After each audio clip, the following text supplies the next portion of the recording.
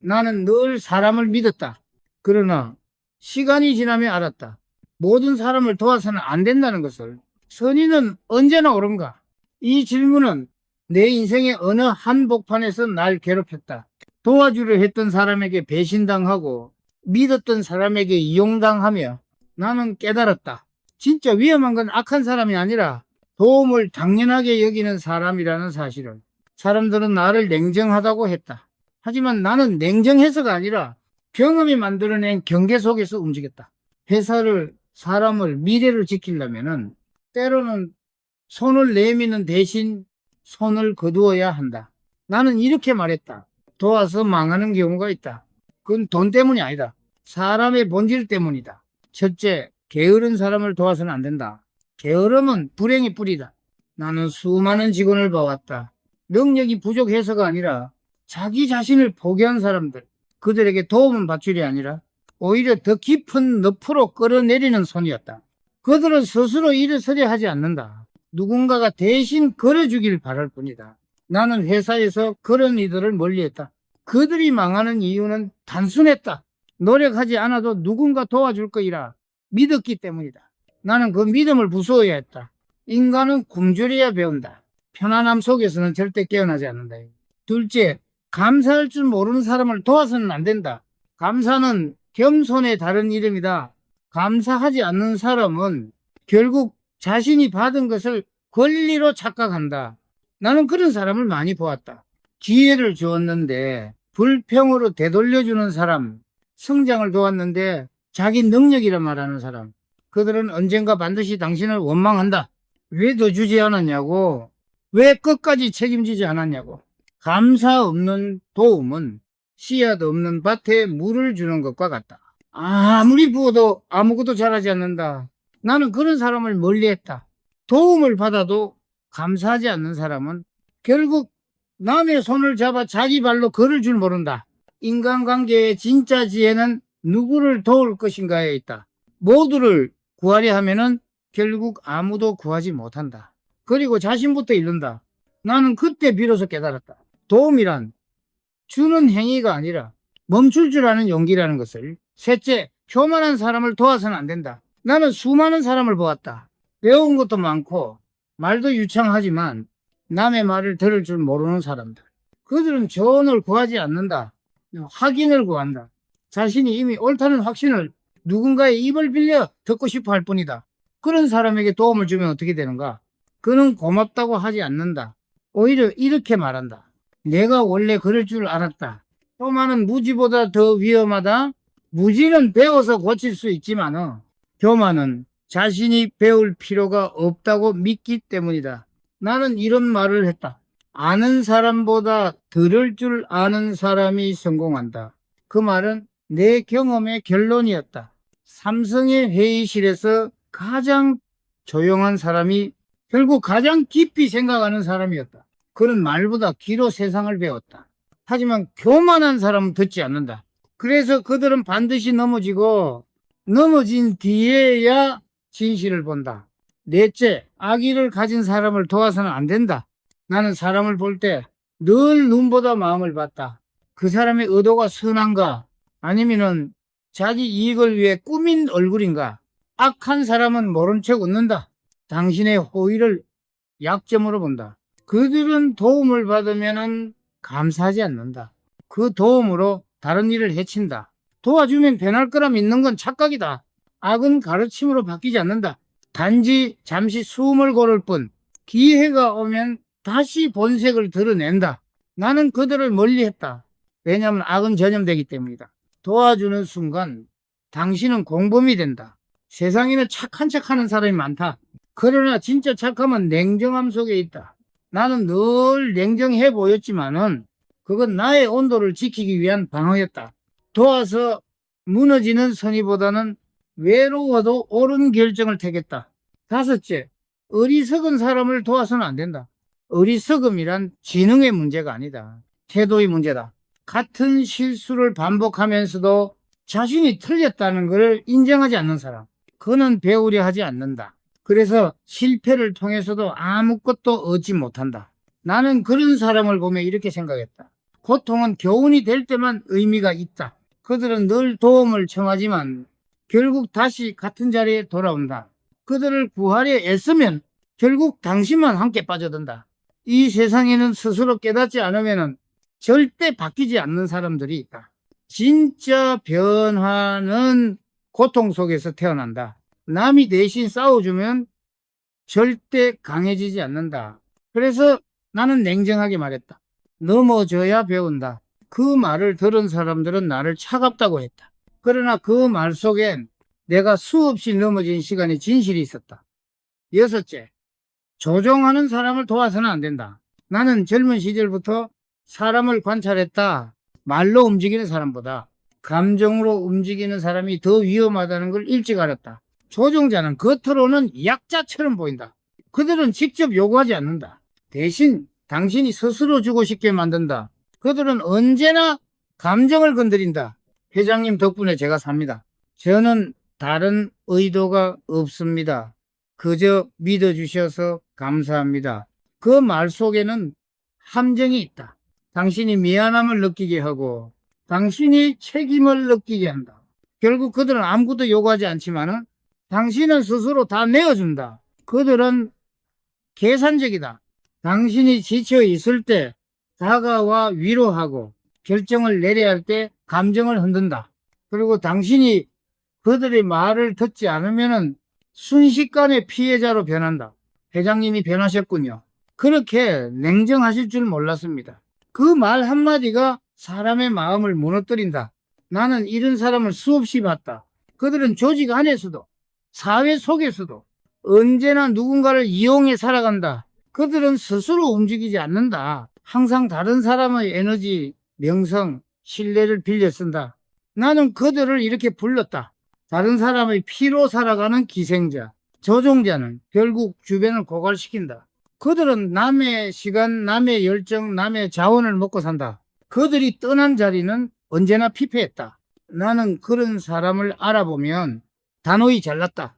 왜냐하면 한번 도움을 주면 그들은 결코 멈추지 않기 때문이다. 조종자는 당신이 아니오라고 말할 때 당신을 악인으로 만든다.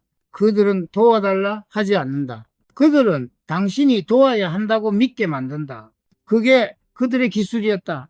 나는 그 기술에 속지 않기 위해 언제나 마음을 차갑게 유지했다. 감정이 흔들리면 판단은 흔들린다. 판단이 흔들리면 모든 게 무너진다. 일곱째, 변화하지 않는 사람을 도와서는 안 된다. 나는 늘 말했다. 변하지 않으면 죽는다. 그건 기업에게만이 아니라 인간에게도 똑같이 적용된다. 변화를 두려워하는 사람은 결국 퇴보한다. 그들은 똑같은 실수를 반복하면서도 자신의 방식을 고집한다. 도움을 주면 고맙다 말하지만은 결국 다시 원래 자리로 돌아간다. 그들은 이렇게 말한다. 이번엔 다를 거예요.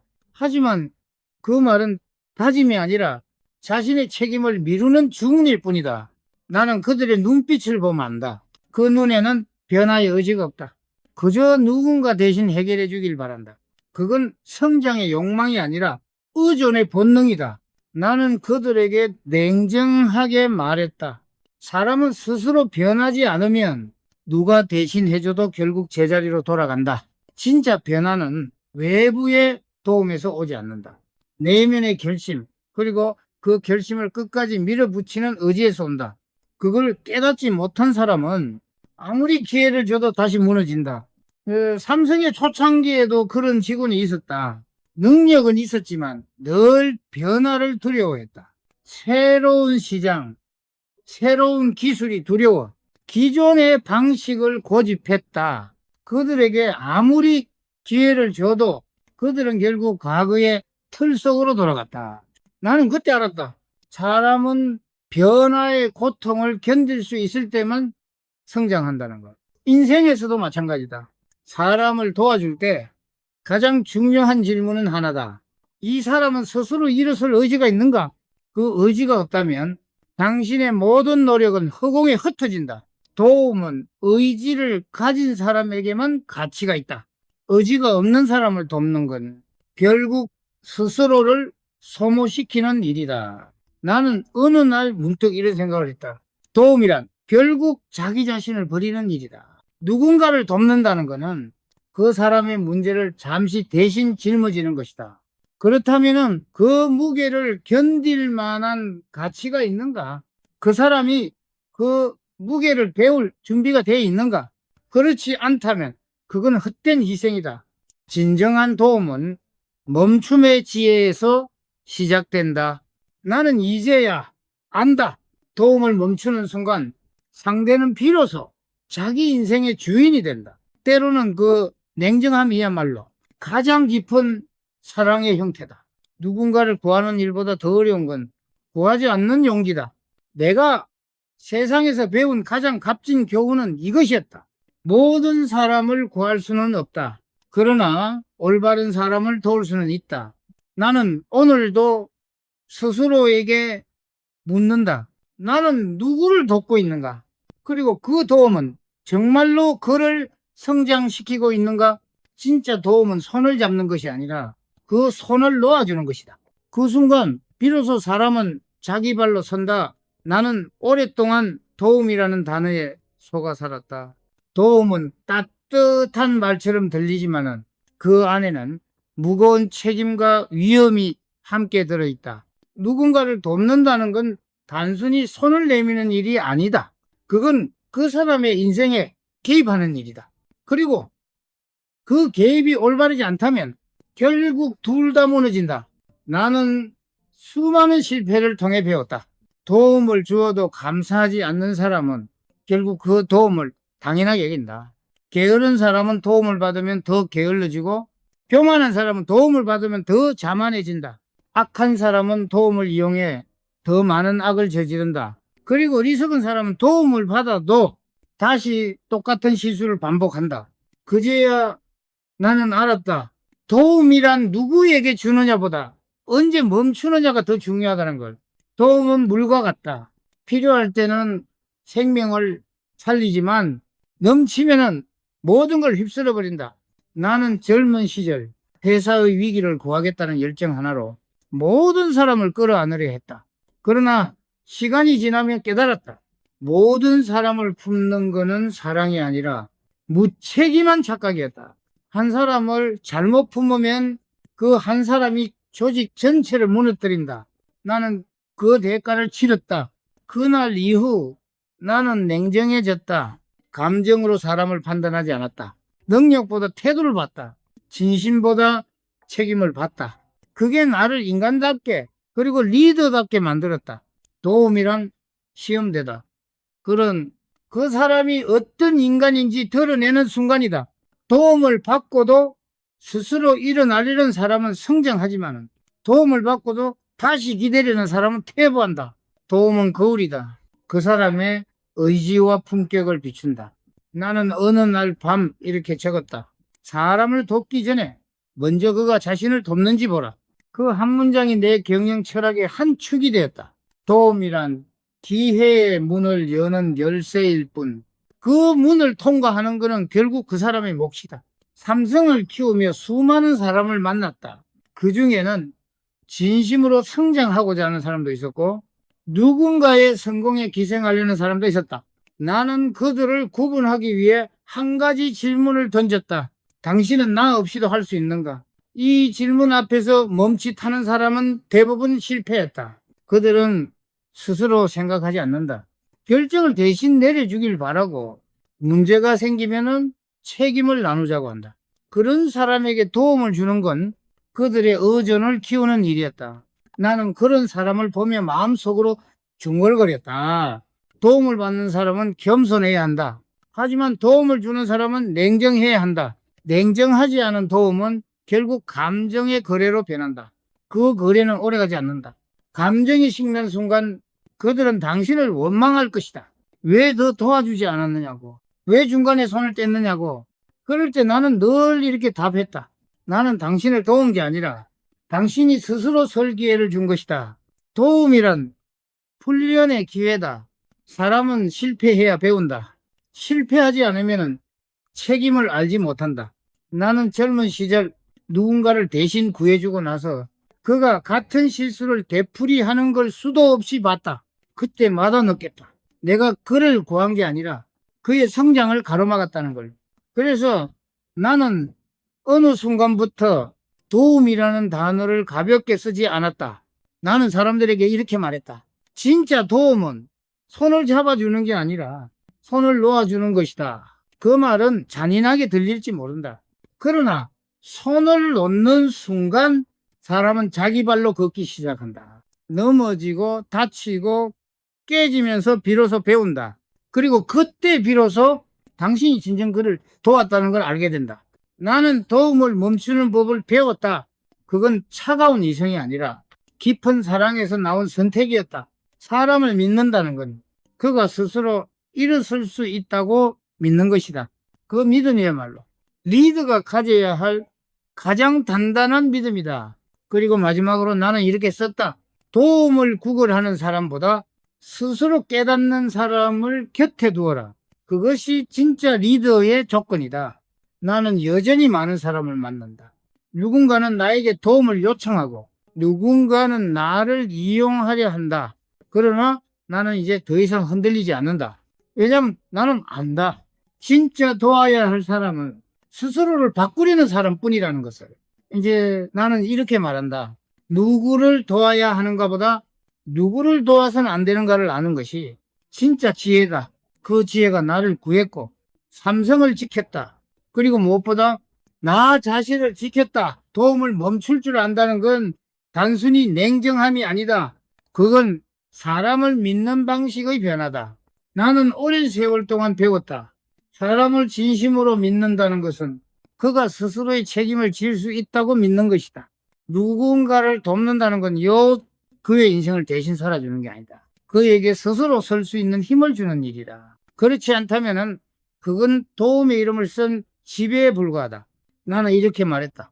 누군가를 끌어올리려면 그가 스스로 손을 내밀 때까지 기다려라. 조급함으로 도운 일은 대부분 실패했다. 도움을 주려는 내 열정이 상대의 의지를 대신 삼켜버렸기 때문이다. 나는 그런 실패를 통해 깨달았다. 사람은 스스로 원할 때에만 변한다는 것을 아무리 완벽한 조언도 아무리 진심 어린 손길도 그 마음의 문이 닫혀 있으면 닫지 않는다. 나는 회장으로서 수많은 사람의 인생에 영향을 미쳤다. 그 중에는 진심으로 배운 사람도 있었지만 결국 제자리로 돌아간 사람도 있었다. 그 둘의 차이는 단 하나였다. 도움을 기회로 여기는가 아니면 의무로 여기는가. 기회로 여긴 사람은 성장했다. 그들은 받은 도움을 씨앗 삼아 스스로 움직였다. 그러나 의무로 여긴 사람은 퇴보했다. 그들은 도움을 받을 때마다 더 많은 것을 요구했다. 결국 그들의 인생은 타인의 희생 위에 세워진 모래성에 불과했다. 나는 어느 날 한 젊은 직원을 만났다. 그는 성실했지만 늘 불만이 많았다. 회사 시스템이 불공정하다고, 상사가 자신을 인정하지 않는다고, 세상이 자신에게 기회를 주지 않는다고 말했다. 나는 조용히 물었다. 그럼 너는 스스로 어떤 기회를 만들었는가? 그는 아무 말도 하지 못했다. 그때 나는 확신했다. 자기 책임을 모르는 사람에게 도움은 독이다. 그들은 세상을 원망하며 산다. 남의 성공을 부러워하면서도 그 뒤에 감춰진 고통과 노력을 이해하지 못한다. 그들은 도움을 받을 자격은 있다고 믿지만 도움 뒤에 책임은 지려하지 않는다. 나는 그런 사람을 향해 냉정하게 말했다. 운은 찾아오는 것이 아니라 준비된 자에게 주어진다. 도움을 바란다면 먼저 자신을 돕는 법부터 배우라. 이 말은 잔인해 보이지만은 그 속엔 인간에 대한 믿음이 있었다. 누구나 바꿀 수 있다는 믿음. 단지 그 시작은 남의 손이 아니라 자기 의지에서 나온다는 믿음이다. 그 믿음을 스스로 증명하지 못하는 사람은 아무리 기회를 줘도 같은 자리에 머문다. 그들은 남의 손을 붙잡고도 두려워하며 결국 도움을 받은 뒤에도 자신을 탓한다. 그들의 인생은 늘 같은 말로 끝난다. 세상이 나를 도와주지 않았다. 나는 그런 말에 단호히 말했다. 세상은 누구를 도와주지 않는다. 세상은 단지 스스로 움직이는 사람을 지켜본다. 진짜 도움은 가르침이 아니라 자극이다. 사람은 고통 속에서 배운다. 나는 기업을 일으키며 수없이 실패했다. 그러나 그 실패가 나를 단련시켰다.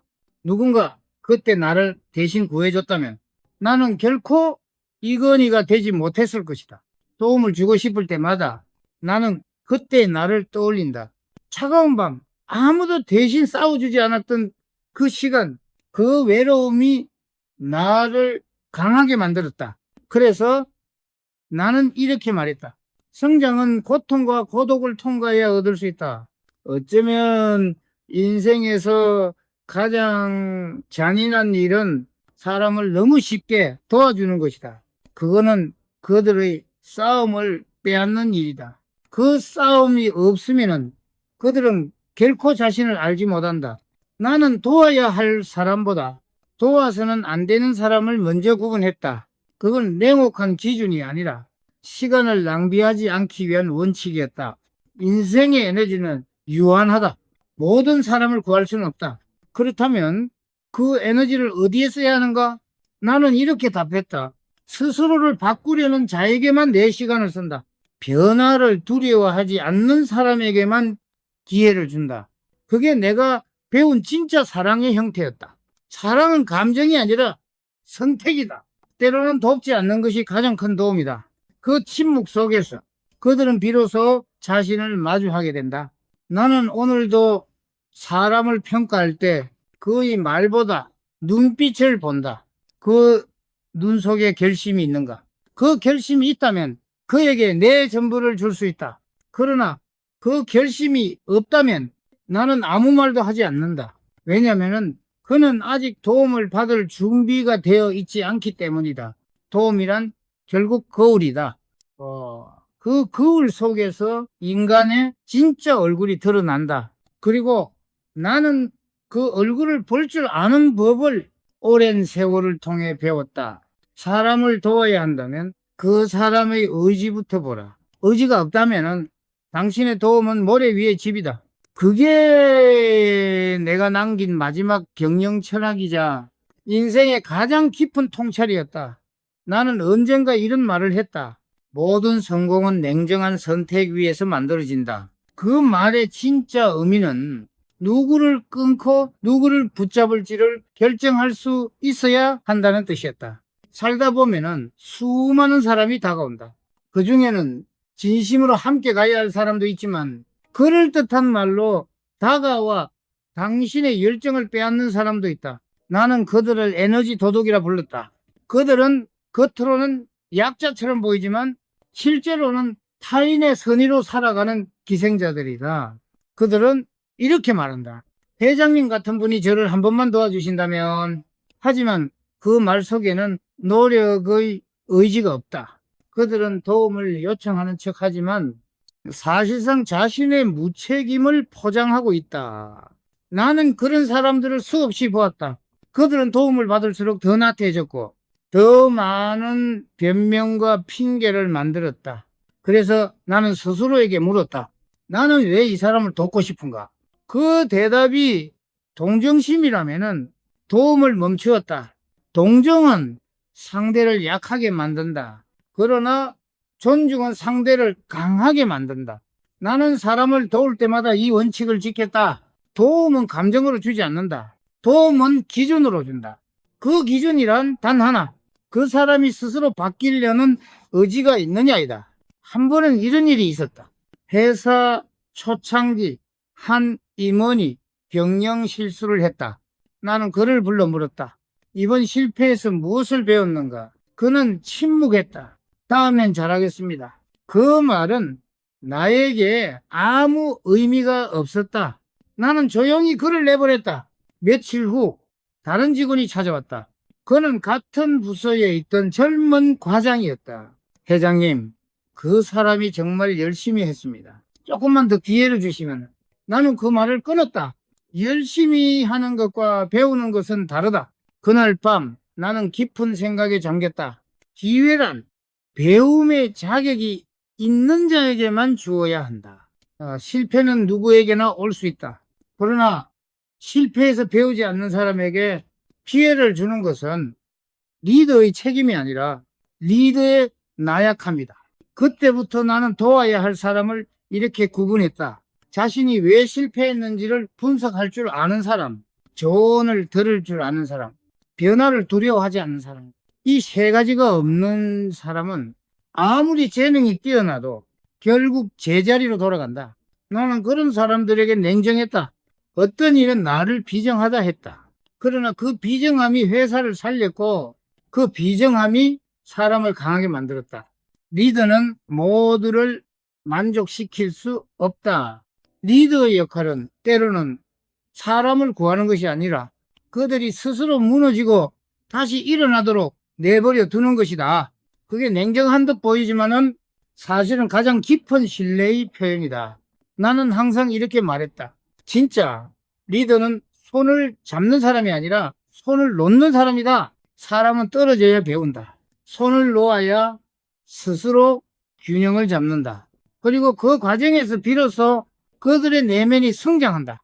삼성이라는 기업을 만들면서 나는 수많은 인간의 얼굴을 봤다.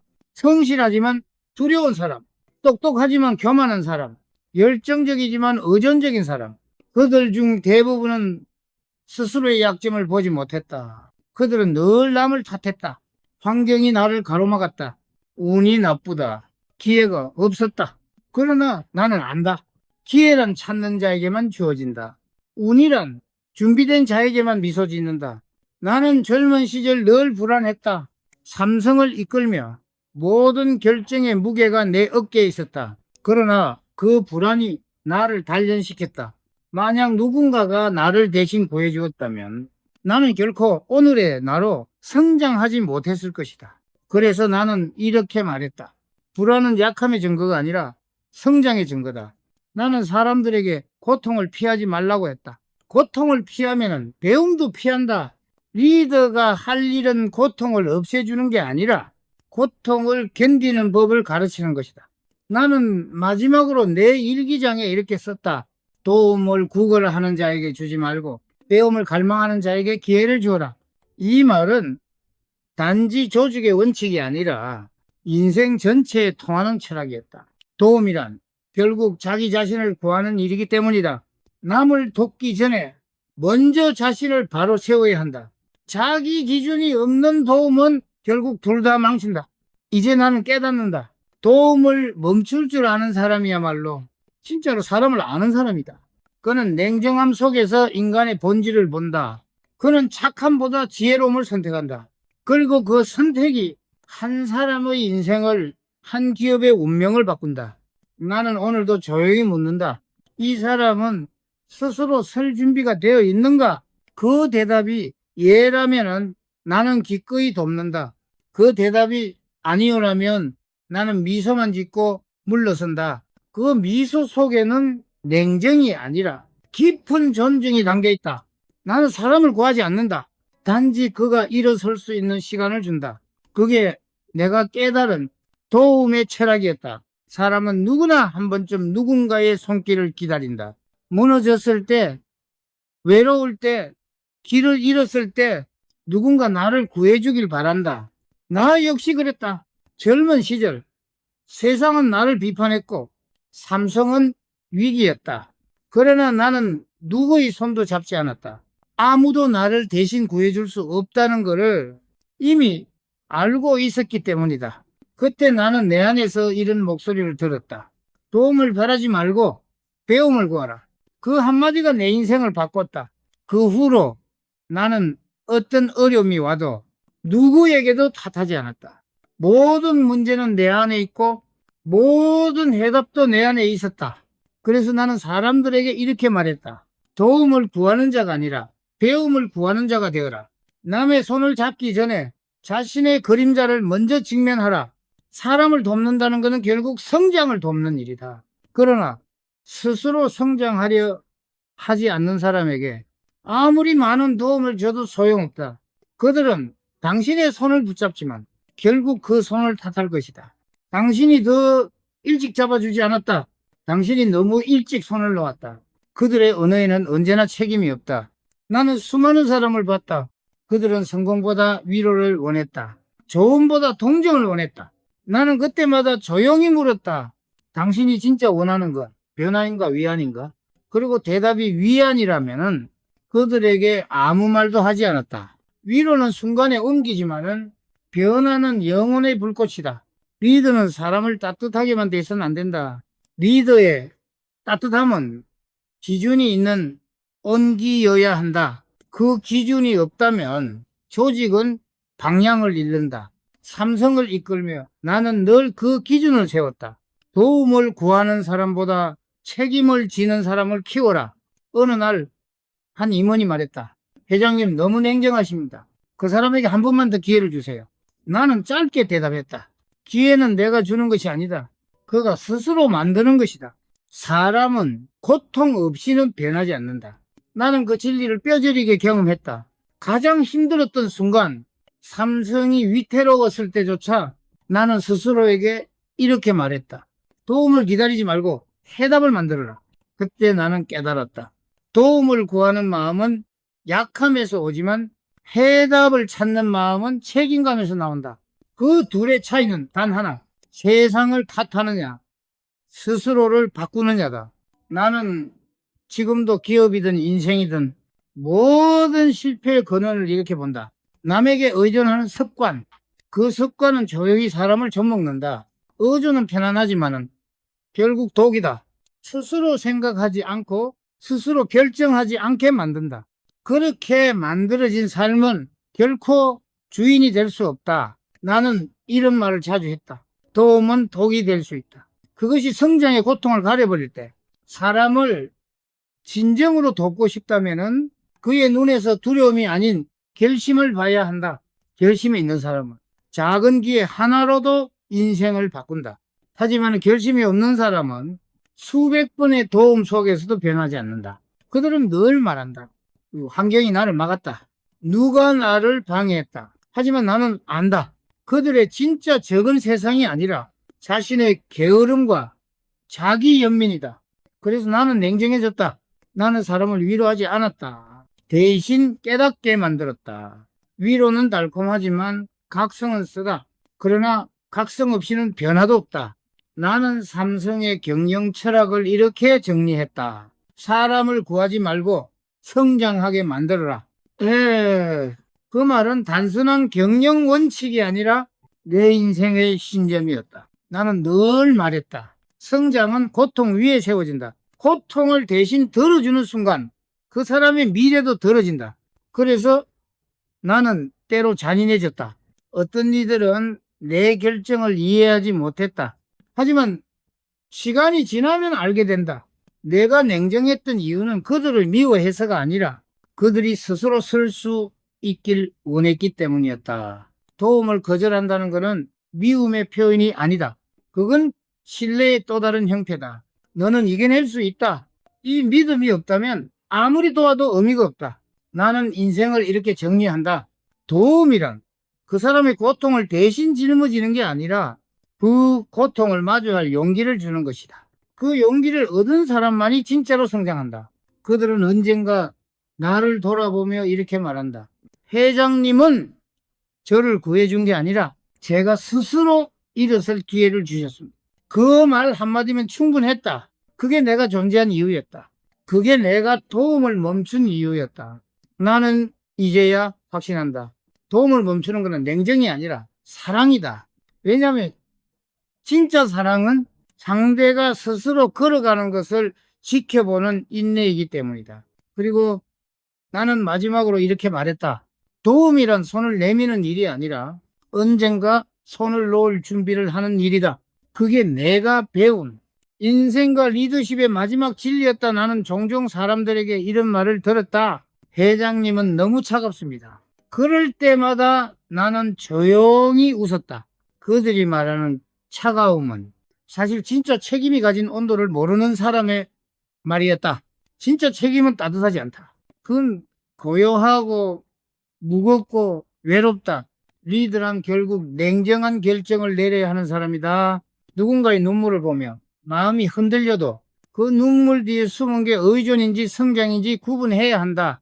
나는 수없이 많은 사람을 봤다. 회장님, 기회를 주시면 반드시 바꾸겠습니다. 그 말 뒤에는 두 가지 부류가 있었다. 진심으로 바뀌려는 사람, 그리고 단지 시간을 보내는 사람. 둘의 차이는 눈빛 하나로 드러난다. 진심은 조용하다. 그들의 말은 짧지만 행동이 있다. 반면 거짓된 사람은 말이 길다. 그들은 변명을 하고 사정을 말하며 끝없이 타인을 언급한다. 부서장이 도와주지 않았다. 환경이 문제였다. 사람들이 나를 몰라줬다. 나는 그런 사람을 보면 마음속으로 이렇게 말했다. 내 인생의 실패를 설명하는 순간 이미 너는 스스로의 주인이 아니다. 자신의 인생을 설명하기보다 책임지는 사람.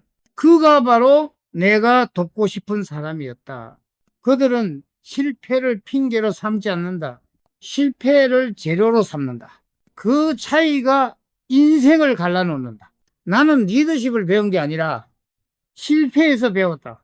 내가 냉정할 수 있었던 이유는 나 또한 수많은 고통을 겪었기 때문이다. 누군가 나를 대신 구해줬다면 나는 결코 이 자리에 설 수 없었을 것이다.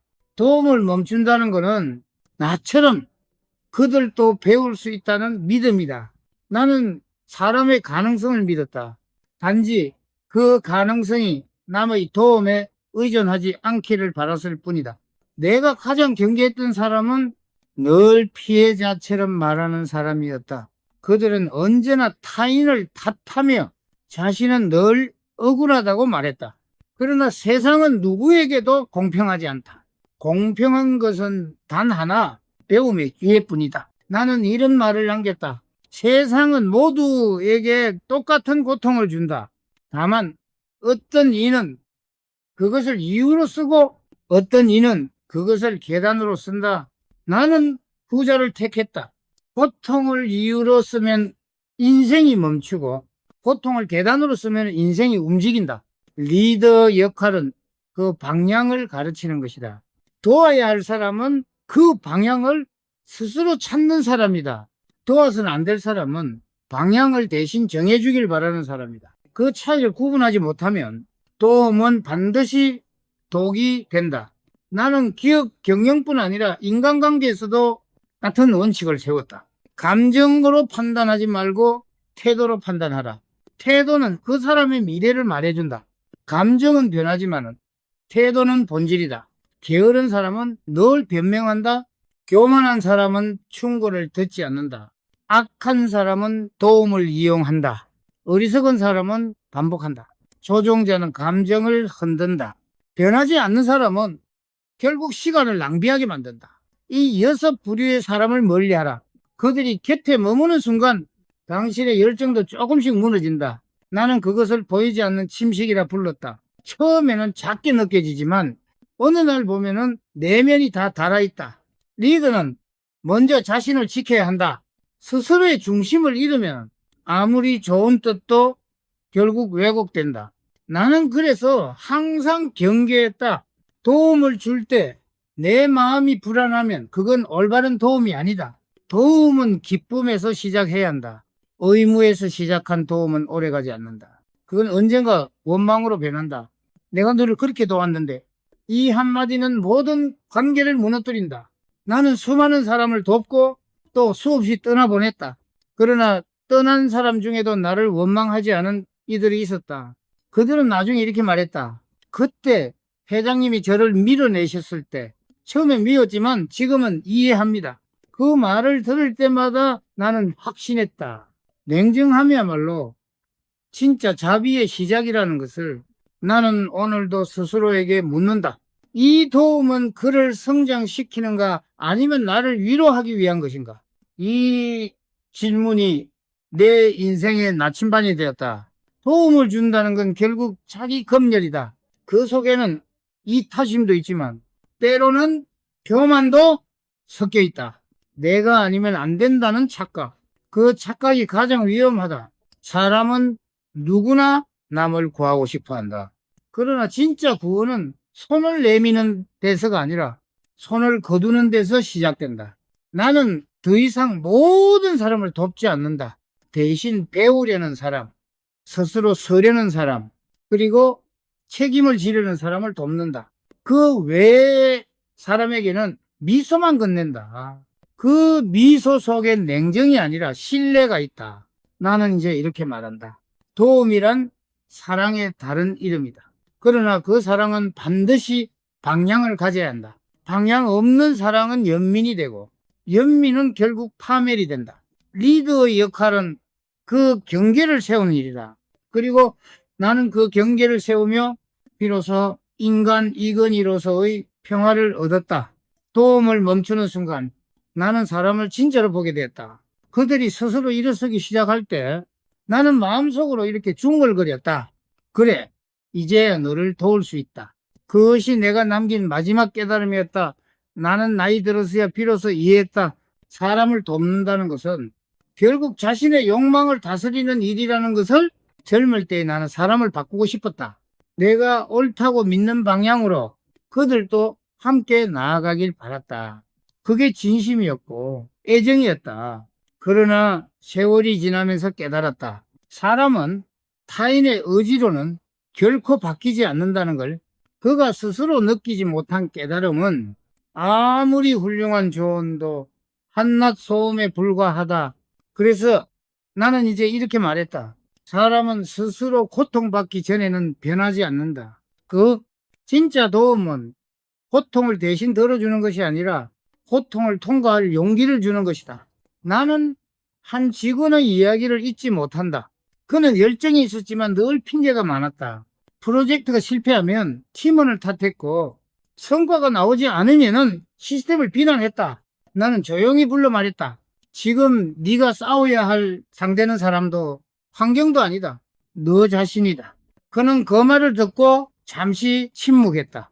그리고 결국 회사를 떠났다. 몇 년 뒤 그는 다시 내게 편지를 보냈다. 그때 회장님이 제 손을 잡아주셨다면 저는 여전히 변명 속에 살았을 겁니다. 그 한 문장이 나를 깊이 울렸다.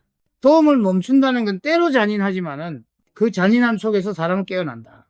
나는 내 인생의 대부분을 사람을 판단하는 일에 쏟았다. 기술보다 사람이 회사를 키우고 사람보다 정신이 회사를 지탱한다는 걸 믿었기 때문이다.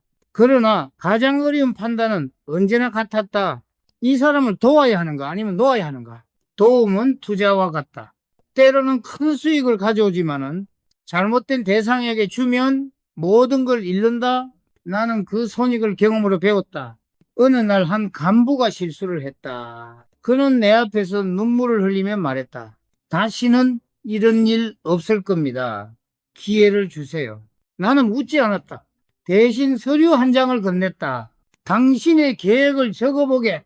이 일을 다시 맡게 된다면은 어떻게 달라질 건가?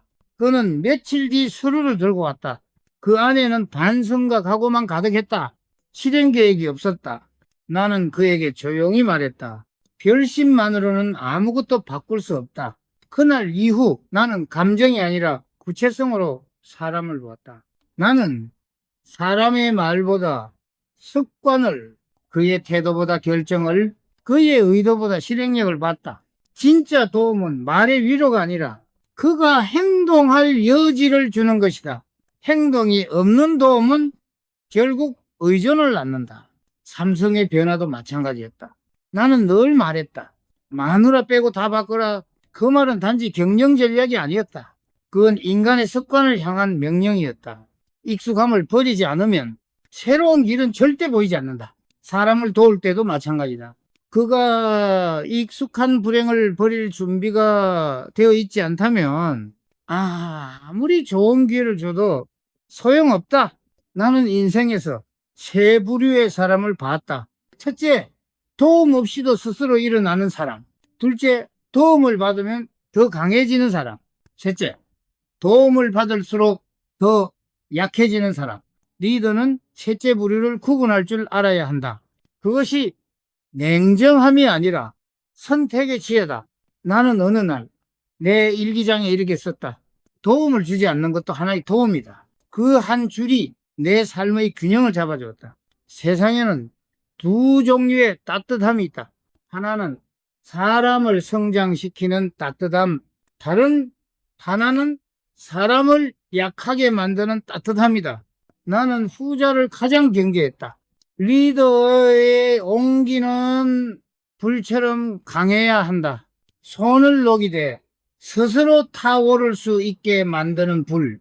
나는 그렇게 사람을 키웠다. 때로는 차갑게, 때로는 가차없이. 하지만은 시간이 지나면은 그들은 내 뜻을 알았다. 회장님은 냉정했지만 늘 믿어주셨습니다. 그 말이 나에게 가장 큰 보상이었다. 사람을 돕는다는 것은 결국 신뢰의 시험이다. 그가 성장할 수 있다고 믿지 않으면 당신의 도움은 단지 자기 만족일 뿐이다. 나는 그래서 도움을 줄 때마다 마음속으로 이런 기도를 했다. 이 사람이 내 도움 없이도 설 수 있게 하소서.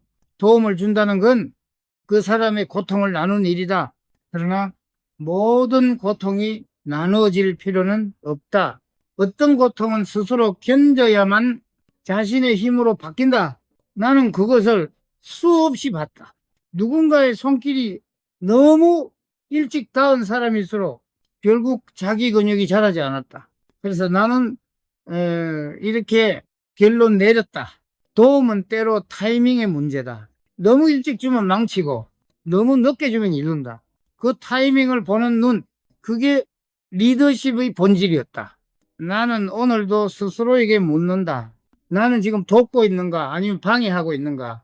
이 질문을 스스로에게 던질 때마다 나는 다시 초심으로 돌아간다. 삼성을 일으킨 건 돈도 운도 아니었다. 그건 수많은 멈춤의 결정, 도움을 멈춘 용기였다. 누군가를 진심으로 돕고 싶다면 그의 현재가 아니라 가능성을 봐야 한다. 그리고 그 가능성이 스스로 피어나길 기다릴 줄 알아야 한다.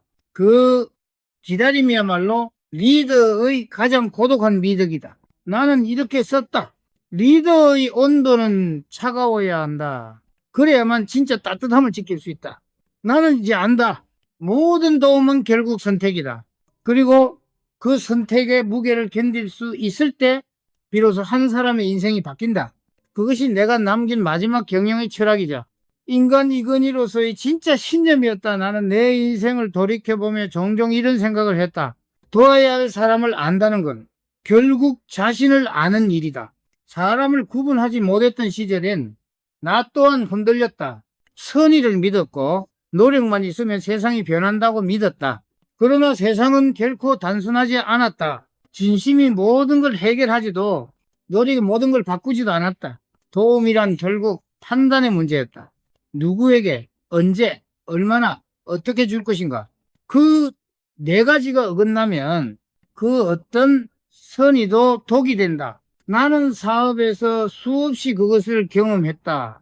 유능하지만 교만한 사람에게 기회를 주면은 그는 반드시 타인을 해친다. 성실하지만 의존적인 사람에게 권한을 주면 그는 결국 책임을 피한다. 나는 그래서 늘 말했다. 사람의 약점을 감싸면 그 약점은 잘한다. 진짜 도움이 되려면은 그 사람의 정직함과 배움의 태도가 전제되어야 한다. 정직하지 않은 사람은 도움을 도구로 쓰고 배우지 않으려는 사람은 도움을 기대로 바꾼다. 그 순간부터 관계는 부패한다. 나는 그런 관계를 보이지 않는 빚이라 불렀다. 도움을 주면은 상대는 고마워하지 않는다. 오히려 받을 자격이 있다고 착각한다. 그러다 당신이 손을 거두면 이렇게 말한다. 왜 이제 와서 날 버리냐?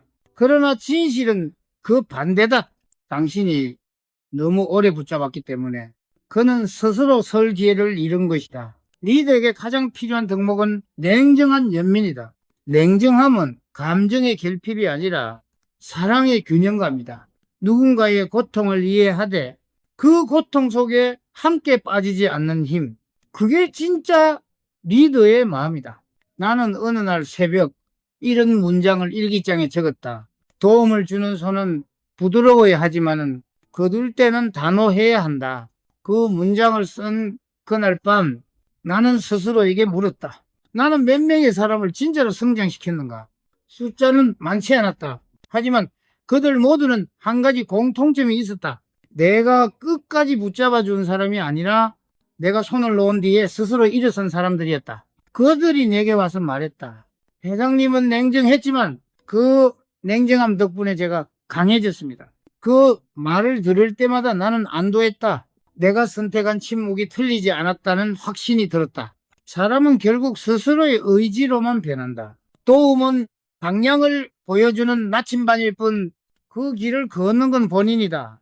나는 수없이 많은 이들을 봤다. 기회를 잡고도 준비되지 않아 무너진 사람, 혹은 실패 속에서도 스스로 일어나 성장한 사람. 두 사람의 차이는 단 하나였다. 도움이 아닌 자기 결심이었다. 그래서 나는 말했다. 사람을 돕지 말고 결심을 돕는 리더가 되어라. 나는 그 철학으로 회사를 이끌었다. 삼성이 위기에 빠졌을 때 나는 누구의 탓도 하지 않았다. 이 상황을 바꿀 사람은 나뿐이다. 그 한 문장이 내 행동을 결정했다. 그리고 그 책임감이 결국 삼성을 세계의 무대로 이끌었다. 나는 인간에게서 가장 두려운 두 가지를 봤다. 하나는 게으른 선의, 또 하나는 잘못된 연민이었다. 게으른 선의는 생각하지 않고 돕는 것이고, 잘못된 연민은 도울 수 없는 일을 구하려는 것이다. 그 둘은 겉으로는 따뜻하지만 결국 스스로를 해친다. 진짜 도움은 냉철한 사고에서 시작된다. 이 도움은 정말로 그를 성장시킬 것인가? 이 질문에 예라고 답할 수 없다면 그건 도움의 이름을 쓴 간섭이다. 간섭은 상대의 자율성을 빼앗고 결국 관계를 망가뜨린다. 나는 도와야 할 때보다 멈춰야 할 때를 더 중요하게 여겼다. 멈춘다는 건 포기가 아니라 신뢰의 표현이다. 이 사람 혼자 설 수 있다. 그 믿음이 없다면은 그 어떤 도움도 결국 불신 위에 세워진다. 나는 젊은 시절에 나에게 편지를 쓴다면 이렇게 말할 것이다. 모든 사람을 구하려 하지 마라. 그건 신이 할 일이지 인간의 몫이 아니다. 리더의 일은 모든 일을 도와주는 것이 아니라 스스로 일어날 수 있는 환경을 만드는 것이다. 나는 늙어서야 알았다. 도움을 주는 사람이 위대한 게 아니라 도움을 넘어서 스스로 서는 사람이 위대하다는 것을. 그래서 나는 이제 이렇게 말한다. 사람을 돕고 싶다면 그에게 의존이 아닌 자존을 가르쳐라. 도움은 일시적이지만 자존은 영원하다. 그 자존이 생긴 사람은 다시는 남의 손을 잡지 않아도 된다. 그 순간 진짜 성장이 일어난다. 나는 오늘도 묻는다. 나는 지금 누구를 돕고 있는가? 그리고 그 도움은 그를 자유롭게 만들고 있는가? 그 질문에 답할 수 있는 한 나는 여전히 배우는 중이다. 도움이란 결국 배움이다. 남을 통해 자신을 배우는 일. 나는 내 인생의 마지막 장을 이렇게 마무리하고 싶다. 도움을 멈출 줄 아는 사람. 그가 진짜로 사람을 아는 사람이다. 사람을 돕는다는 것은 결국 자신을 닮게 만드는 일이다. 그러니 먼저 자신이 바로 서라. 그게 내가 남긴 마지막 메시지이자 평생의 신념이었다. 진짜 도움은 손끝이 아니라 마음의 거리에서 시작된다. 그리고 그 거리의 이름은 지혜.